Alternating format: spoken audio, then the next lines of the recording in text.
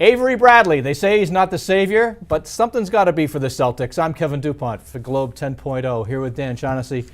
Dan, they get Bradley back tonight. This has not been a good team. 14-16, similar to their start last year. But I don't know, it seems to me it has a whole different feel here.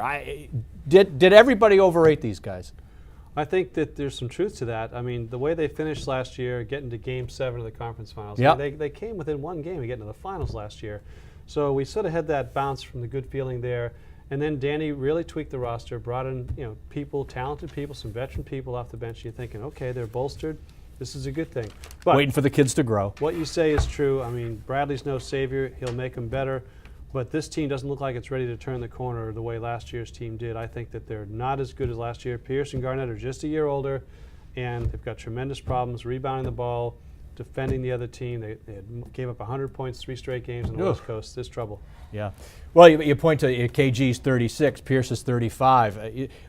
And that, I mean, when you get to a point like this in the season and you look at your team, you start to say, where's my team's heart? Where's the work ethic?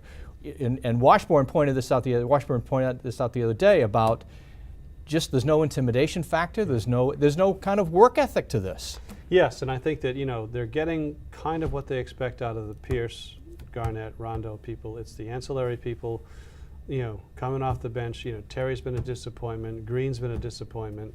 There's some health issues with some of these guys, but they're just not as deep or as rugged or as intimidating, like you say, as we thought they were going to be. Doesn't mean they can't turn this, but you don't have that feeling now, and I think their problems, the conference has gotten better. What's between them and Miami, there's a lot more substance there now. Yeah. This doesn't point to sort of the guts and grit factor, but because Ray Allen was not guts and grit, more finesse, more skill, but they do miss him. Oh, absolutely. Yeah, he was a piece for them, another option on offense that and Terry really hasn't picked up the way they thought he would there. So, I mean, you miss him, and you're a year older with the other people.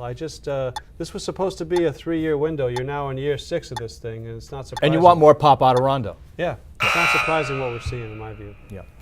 Well, Avery Bradley back tonight. Time for the Celtics to 15-17 at this point last year, so it's similar, just not quite the same feel.